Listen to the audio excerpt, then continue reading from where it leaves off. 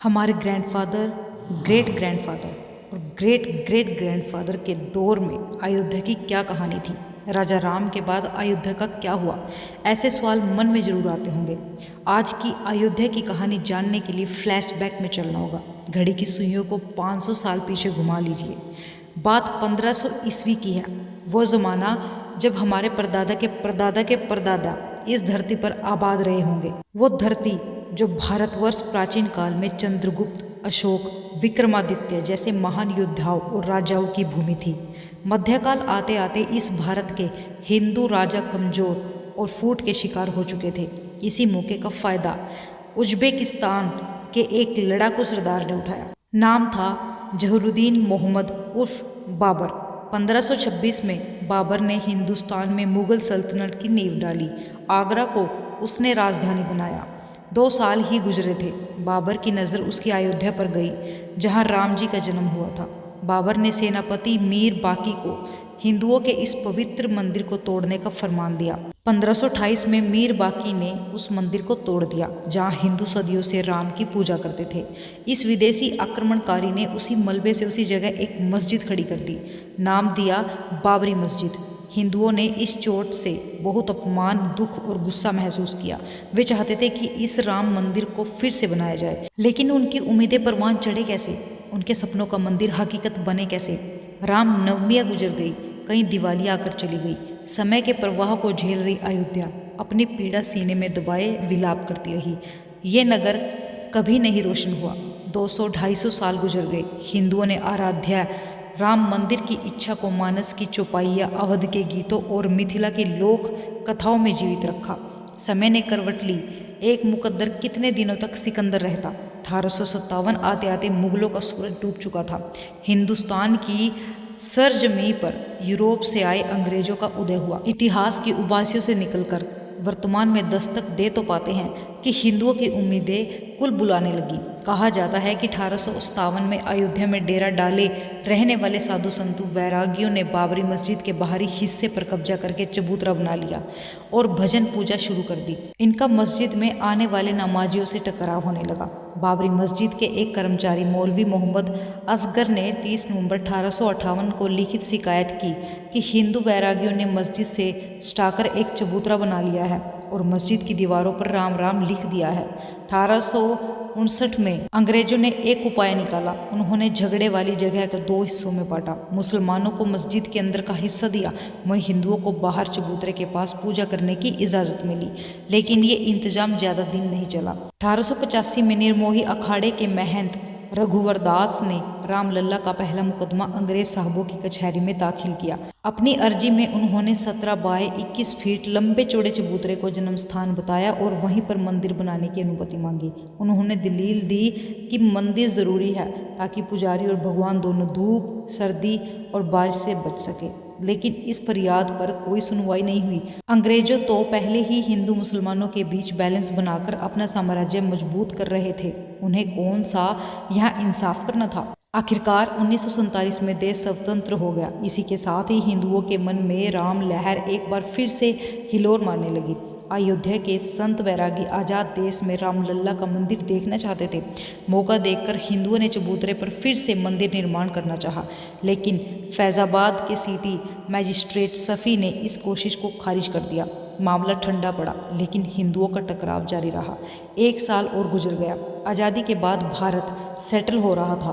1950 में भारत का संविधान अमल में आया। नए कायदे और कानून से देश चलने लगा। इसी बीच अयोध्या में एक रात ऐसा वाक़या हुआ जिसने हिंदू और मुसलमानों दोनों की साइकी में उथल पुथल मचा दी। रामलला प्रकट हुए हैं, राम आए हैं। 23 दिसंबर 1949 की सुबह अयोध्या के आसपास के कानाफूसी आम होने लगी। कुछ ही घंटों में ये बात जंगल की आग की तरह फैल गई कि पिछली रात विवादी मस्जिद के ठीक नीचे रामलला प्रकट हुए हैं। मस्जिद के बाहर हजारों हिंदुओं की भीड़ जमा हो गई। आखिर ये था क्या? जितनी मुँह उतनी बातें। कहा जाता है कि 22-23 दिसंबर की दरमियानी रात अभय रामदास नाम के एक साधु और उनके कुछ साथियों ने मस्जिद की दीवार फांदकर भगवान राम, जानकी और लक्ष्मण की प्रतिमाएं मस्जिद के अंदर रख दी और यह बात फैला दी कि राम जी प्रकट होकर अपने जन्म स्थान पर विराजमान हो गए हैं। किस्सा तो यह भी है, अभय रामदास की इस योजना को फैजाबाद कलेक्टर के नायर का भी आशीर्वाद प्राप्त था। आखिर अगले दिन उन्होंने मूर्तियां क्यों नहीं हटवाई? वे तो अपने सीनियरों का गुस्सा भी झेल गए। बाद में नायर साहब ने इस मस्जिद को विवादित मानकर इस पर ताला लगवा दिया। रिटायरमेंट के बाद नायर साहब की अफसरी चली गई तो वे जनसंघ के टिकट पर चुनाव जीतकर संसद पहुंचे। फिर आया साल 1950। इस साल 2 मुकदमे दायर हुए। एक मुकदमा गोपाल सिंह विशारद का था, दूसरा था महंत रामचंद्र परमहंस का। कहा जाता है कि मस्जिद में मूर्तियां रखने वालों में हिंदू महासभा के नगर अध्यक्ष रामचंद्र परमहंस भी थे। इन्होंने दर्शन पूजा पर रोक न लगाने और विवादित ढांचे से मूर्तियों को न हटाने की मांग की। 1951 में निर्मोही अखाड़े ने तीसरा मुकदमा दायर किया। ये तीनों केस हिंदू पक्ष के थे। 10 साल बाद 1961 में मुस्लिम पक्ष की ओर से एक सुन्नी वक्फ बोर्ड और स्थानीय मुसलमानों की ओर से मुकदमा दायर किया गया। इन्होंने न केवल विवादित जगह के पंजेशन की मांग की बल्कि आसपास के कब्रिस्तानों पर भी दावा किया। जिला कोर्ट ने इन चारों मामलों की एक साथ सुनवाई होने लगी। हिंदू पक्ष की ओर रामचंद्र परमहंस अहम पक्षकार थे तो मुसलमानों के पैरवीकार थे हाशमी अंसारी। इंसानियत के अफसाने बड़े कमाल के होते हैं। अयोध्या की गलियां इन दो विपरीत आस्था वाले दोस्तों की दोस्ती की गवाह रही है। कभी आप गूगल करेंगे तो पाएंगे कि अपने अपने विश्वास की रक्षा करते हुए भी इन्होंने आदमियत के रिश्ते में दरार न आने दी। ऐसे मौके आए जब दोनों एक ही रिक्शे, एक ही तांगे में बैठकर हंसते बतियाते पैरवी करने अदालत पहुंचते। बैत कुल्फी ऐसी रहती कि दोनों साथ बैठकर ताश खेलते, चाय पीते। मुकदमा चलता रहा, माहौल बदलता रहा। 60 की दहाई 80 में आ गई। नया हिंदुस्तान आ ही रहा था। भारत पाकिस्तान युद्ध, इमरजेंसी, बीजेपी का गठन, संघ की संक्रेता, इंदिरा गांधी की हत्या, देश में बड़े बड़े कांड हुए। आशिम अंसारी और बाबा परमहंस सालों साल चप्पलें चटकाते रहे, कुछ किरदार अपनी सियासत चमकाते रहे। 1980 में इंदिरा गांधी की सत्ता में प्रचंड वापसी हुई। इसी साल बीजेपी बनी तो संघ ने हिंदुओं की गोलबंदी का प्लान बनाया। 84 आते आते इसका खाका तैयार हो चुका था। संघ की नज़र हिंदुओं के 3 आराध्य राम, कृष्ण और शिव पर गई। संयोग से इससे जुड़े 3 आराध्य स्थल अयोध्या, मथुरा और काशी मुस्लिमों के साथ कलेश की वजह थे। संघ ने इन तीनों को आधार बनाकर हिंदुओं को झकझोरने का महायज्ञ शुरू किया। 7-8 अप्रैल 1984 को दिल्ली के विज्ञान भवन में धर्म संसद बुलाई गई। यहाँ इन तीनों स्थानों की मुक्ति का प्रस्ताव पास किया गया। बीजेपी नेता लाल कृष्ण आडवाणी की रथ यात्रा से आप परिचित हैं, लेकिन क्या आप 1984 की रथ यात्रा भी जानते हैं? जी हाँ, 1984 में राम जन्मभूमि आंदोलन से जुड़े लोगों ने जनकपुर से एक रथ यात्रा निकाली। इस यात्रा में राम जानकी की प्रतिमाओं को कैद में दिखाया गया। पहली बार अयोध्या की कहानी लोगों ने आंखों से देखी। इस लाचारी में देख हिंदू समुदाय में आक्रोश पनपा। इस यात्रा ने हिंदुओं के मन में 400 साल की दुश्वारी और लाचारी को ताज़ा कर दिया। अब तक विश्व हिंदू परिषद पूरी ताकत के साथ आंदोलन में शामिल हो चुकी थी। इंदिरा गांधी की हत्या के बाद राजीव गांधी प्रधानमंत्री बने। इधर हिंदुओं ने सरकार को अल्टीमेटम दिया कि अगर 1986 की शिवरात्रि तक मस्जिद का ताला न खोला गया तो वे इसे तोड़ देंगे। इसी वक्त कहानी में 2 पांडे किरदारों की एंट्री होती है। एक थे उमेश चंद्र पांड्या, दूसरे KM पांडे। पहले वाले पांडे वकील थे, दूसरे वाले जज। कहने वाले कहते हैं कि राजीव गांधी और उनके रणनीतिकारों ने फैजाबाद कोर्ट में वकील उमेश चंद्र पांडे की अर्जी डलवाई। मांग ये थी कि ताले को खोला जाए। जज को अर्जी में मेरिट नजर आया और उन्होंने मस्जिद का ताला खोलने की अनुमति दे दी। मस्जिद के अंदर 1949 में स्थापित रामलला विराजमान थे ही। राजीव की पॉलिटिक्स की किताब में यह अहम चैप्टर था। उन पर हिंदुओं के दबाव में झुकने का आरोप लगा, लेकिन राजीव इसे झेल गए। आगे साहबानो केस और बोफोर्स कांड में भी उनका सामना हुआ। बीजेपी अब तक खुलकर इस आंदोलन में उतर चुकी थी। अगला चुनाव भी नज़दीक आ रहा था। जून 1989 में बीजेपी ने पालमपुर में एक प्रस्ताव पास किया। पार्टी ने सरकार से मांग की थी कि कोर्ट इस मामले का फैसला नहीं कर सकती। सरकार समझौते से या संसद में कानून बनाकर राम जन्मस्थान हिंदुओं को सौंप दे। मंदिर आंदोलन अब यौन पर था। जोश तो था ही, लोगों ने जज्बा भी झोंक दिया। राजीव का कार्यकाल पूरा हुआ तो देश नई सरकार चुनने जा रही थी। मस्जिद का ताला खुलवा चुके राजीव ने 1979 देश में राम राज्य लाने के नारे के साथ अयोध्या की चुनावी अभियान की शुरुआत की। इसी बैकग्राउंड में पहली बार अयोध्या में शिलान्यास हुआ। उत्तर प्रदेश की कांग्रेस सरकार ने यह कहकर शिलान्यास की अनुमति दी कि वो जगह विवादित क्षेत्र से बाहर है। आखिरकार मस्जिद से 200 फुट की दूरी पर वीएचपी ने शिलान्यास किया, लेकिन मुस्लिम समुदाय के तीखे विरोध के कारण यह निर्माण कार्य नहीं हो सका। तब वीएचपी के अशोक सिंघल इस मूवमेंट को लीड कर रहे थे। 89 के चुनाव में बीजेपी इस मुद्दे को उठाती रही। आडवाणी ने चुनाव प्रचार में सांस्कृतिक राष्ट्रवाद और हिंदू अस्मिता का सवाल उठाया और कांग्रेस की सेकुलर नीतियों पर चुभने वाले सवाल किए। बीजेपी की इस पॉलिसी का परिणाम नतीजे में दिखा। 1984 में मात्र 2 सीटों पर खाता खोलने वाली बीजेपी को इस बार बम्पर 85 सीटें मिली। बीजेपी ने साबित कर दिया कि हिंदुत्व की उपजाऊ जमीन पर वोटों की पैदावार हो सकती है। तत्काल ही आडवाणी ने राम मंदिर आंदोलन की बागडोर अपने हाथ में ले ली। वे जल्द ही अपने रथी रूप में देश के सामने आने वाले थे। इस बार अटल बिहारी वाजपेयी, मुरली मनोहर जोशी, एल के आडवाणी, प्रमोद महाजन और बीजेपी तत्काल गुजरात संगठन सचिव नरेंद्र मोदी जैसे नेताओं ने इस मुद्दे पर माहौल बनवाने के लिए सोमनाथ से अयोध्या तक रथ यात्रा निकालने की प्लानिंग की। प्रमोद महाजन ने मिनी बस को रथ के रूप में रीडिजाइन करने का आइडिया दिया। इसके बाद टोयोटा की मिनी बस को भगवा रथ का आकार दिया गया। 25 सितंबर 1990 को गुजरात के सोमनाथ से निकली यात्रा ने जनमानस को करंट दे दिया। आडवाणी ने यहाँ हाई वोल्टेज भाषण दिया और सौगंध राम की खाते हैं, मंदिर वही बनाएंगे का नारा लगाया। पश्चिमी भारत से निकलकर ये रथ जब हिंदी हार्टलैंड पहुंचा तो राम लहर की तरंगें निकल पड़ी। हिंदू मुस्लिम का घोर ध्रुवीकरण हुआ। दंगे हुए जाने गई। आडवाणी लोकप्रियता के शिखर पर थे। वे स्वयं कहते हैं, लोग रथ के पहिए को छूकर प्रणाम करते थे, पहिए के धूल को सिर पर लेप लेते थे। इस रथ के सारथी थे नरेंद्र भाई मोदी। हैरत की बात यह थी, इस रथ का चालक सलीम मकानी नाम का एक मुस्लिम था। 30 अक्टूबर को इस रथ को अयोध्या पहुंचना था, लेकिन तब तक बिहार, यूपी और केंद्र की सरकारों के कान खड़े हो चुके थे। आडवाणी का रथ अविभाजित बिहार में प्रवेश कर चुका था। 7 महीने पहले बिहार के सीएम बने लालू यादव तब राजनीति के युवा थे। 42 साल के लालू यादव ने आडवाणी की रथ यात्रा पर फुल स्टॉप लगाने का प्लान बनाया। लालू ने अपने 2 अफसरों को इस मिशन पर भेजा। रात होते ही प्रशासन ने शहर का टेलीफोन एक्सचेंज डाउन करवा दिया। 22-23 अक्टूबर की दरमियानी रात को आडवाणी रथ यात्रा को विराम देकर समस्तीपुर सर्किट हाउस में रुके थे। सुबह 4:45 बजे उनके दरवाजे पर दस्तक हुई और आडवाणी को बताया गया कि उन्हें गिरफ्तार किया जा रहा है। आडवाणी ने उसी वक्त अफसरों से कागज मांगा।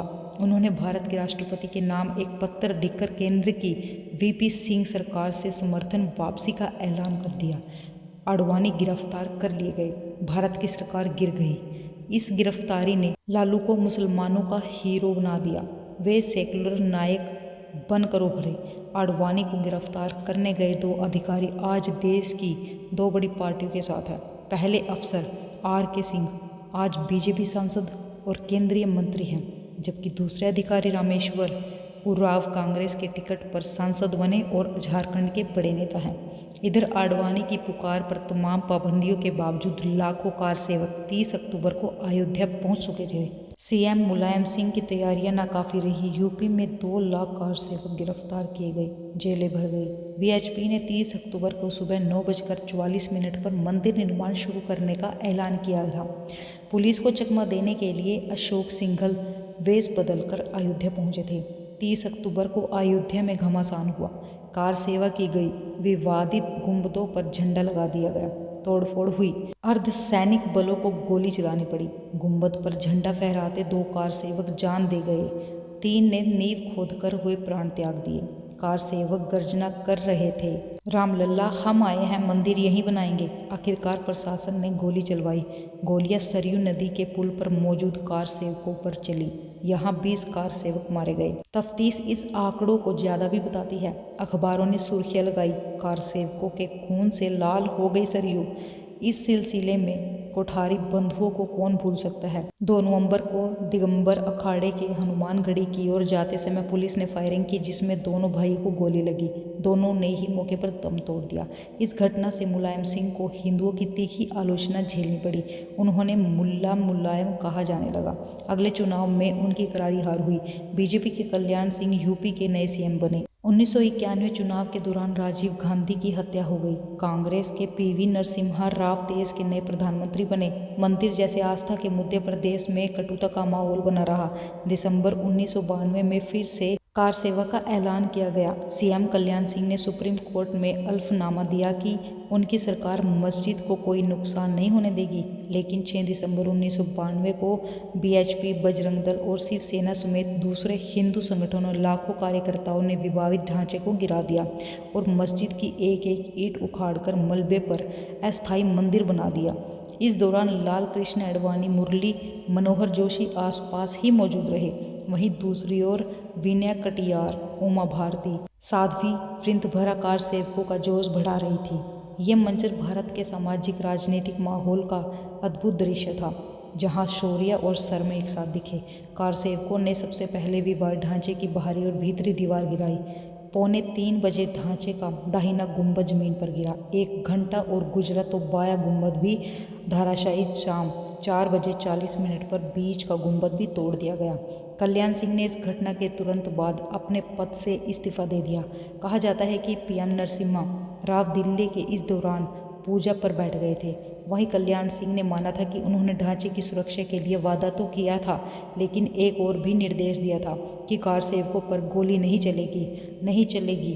क्या बाबरी मस्जिद टूटने का उन्हें कोई अफसोस था? इसके जवाब में उन्होंने 2 टूक कहा था, ढांचा नहीं बचा, कोई गम नहीं इस बात का, और ढांचे के टूटने का ना मुझे कोई खेद है, ना पश्चाताप है, ना ही कोई प्रायश्चित। No regret, no repentance, no sorry, no grief. इसी कड़ी में अटल जी का भी एक चर्चित भाषण जानना चाहिए। बात ढांचा के गिरने के एक दिन पहले की है। 5 दिसंबर को लखनऊ में कार सेवकों को संबोधित करते हुए वाजपेयी ने अपने ही अंदाज में कहा था, वहाँ नुकीले पत्थर निकले हैं, उन पर तो कोई नहीं बैठ सकता, तो जमीन को समतल करना पड़ेगा, बैठने लायक करना पड़ेगा। खैर, बाबरी मस्जिद टूटने के बाद देश में अभूतपूर्व उन्माद का दौर देखने को मिला। मुंबई, दिल्ली, भोपाल समेत कई देशों में दंगे हुए। अयोध्या भी नफरत की आग में झुलसी। आडवाणी, जोशी, उमा भारती समेत दिग्गज नेता अरेस्ट किए गए। हिंसा में सैकड़ों मौतें हुई। देश की हवा एकदम से भारी और बोझिल हो गई। इस घटना के 10 दिन बाद ही विध्वंस जांच के लिए इब्राहिम कमीशन बनाया गया। इसे 3 महीने में अपनी रिपोर्ट देनी थी, लेकिन कमीशन ने पूरे 17 साल लिए और 30 जून 2009 को तत्कालीन पीएम मनमोहन सिंह को रिपोर्ट सौंपी। इसकी टिप्पणियों को पब्लिक डोमेन में नहीं लाया गया। जनवरी 1993 में केंद्र ने कानून बनाकर विवादित परिसर और आसपास की लगभग 67 एकड़ जमीन को अधिग्रहित कर लिया। हाई कोर्ट में मुकदमे की सुनवाई होने लगी। हाईकोर्ट ने मालिकाना हक तय करने के लिए 2003 में पुरातत्व विभाग से बाबरी मस्जिद और राम चबूतरे के नीचे खुदाई करवाई। इसकी रिपोर्ट में कहा गया कि इसके नीचे 10वीं सदी के मंदिरों के सबूत मिले हैं। आखिरकार 2010 में वो मौका आया जब इलाहाबाद हाईकोर्ट ने इस मामले में पहला फैसला दिया। कोर्ट ने ये जमीन मामले के 3 पक्षों के बीच बांट दी। तीनों जजों ने परिस्थिति जन्य साक्ष्यों के आधार पर यह माना कि रामलला का जन्म वहाँ हुआ होगा जहाँ मस्जिद के बीच वाली गुंबद है। फैसले में यह जमीन रामलला विराजमान को दी गई। नज़दीक ही राम चबूतरा और सीता रसोई की जमीन निर्मोही अखाड़ा को दी गई, जबकि बाकी बची 1/3 जमीन सुन्नी वक्फ बोर्ड को दी गई। लेकिन अदालत का ये फैसला तीनों ही पक्षकारों को नामंजूर था। मई 2011 में सुप्रीम कोर्ट ने इस फैसले पर रोक लगा दी। जान ली कि अयोध्या में मूल विवादित जमीन मात्र 1480 स्क्वायर यार्ड की थी। ये वो जमीन थी जिस पर 6 दिसंबर 1992 से पहले बाबरी मस्जिद बनी थी। हिंदुओं का मानना है कि यही भगवान राम पैदा हुए थे। अगर कुल विवादित जमीन की बात करें तो 2.77 एकड़ है, जिसमें पूरा परिसर शामिल है। वैसे इस विवाद का फैसला आने से पहले सरकार ने यहाँ कुल 67 एकड़ जमीन पर अधिग्रहण किया था। 2014 में नरेंद्र मोदी की सरकार आई तो राम मंदिर फिर सुर्खियों में आया। जितना प्रचंड बीजेपी का बहुमत था, उतनी ही प्रबल जनता की उम्मीदें विपक्षी बीजेपी पर तंज कस रहे थे। मंदिर वहीं बनाएंगे, लेकिन तारीख नहीं बताएंगे। 2017 में मामले को कोर्ट के बाहर सुलझाने की कोशिश हुई, लेकिन प्रयास कामयाब नहीं हो सका। मई 2019 में नरेंद्र मोदी दूसरी बार देश के प्रधानमंत्री बने। इधर सुप्रीम कोर्ट ने 6 अगस्त 2019 से इस मामले की रोजाना सुनवाई शुरू कर दी। 5 नवंबर 2019 को वो समय आया, हमारे लोकतंत्र ने इतनी शक्ति जमा कर ली थी कि वो इतिहास लिखने को तैयार था। अयोध्या का फाइनल फैसला आया। सुप्रीम कोर्ट ने कहा कि संपूर्ण 2.77 एकड़ विवादित जमीन पर हक हिंदुओं का है। अदालत ने मुस्लिम पक्ष को मस्जिद निर्माण के लिए एक दूसरी अहम जगह पर 5 एकड़ जमीन देने का आदेश दिया। दोस्तों, ये थी हमारे भगवान श्री राम की पूरी कहानी, जहाँ पर पहले बाबरी मस्जिद थी, जिसे तोड़कर आज राम मंदिर बनाया गया। अगर आपको हमारी वीडियो अच्छी लगी, वीडियो को लाइक करना, शेयर करना, साथ साथ चैनल को सब्सक्राइब जरूर करना। Thank you.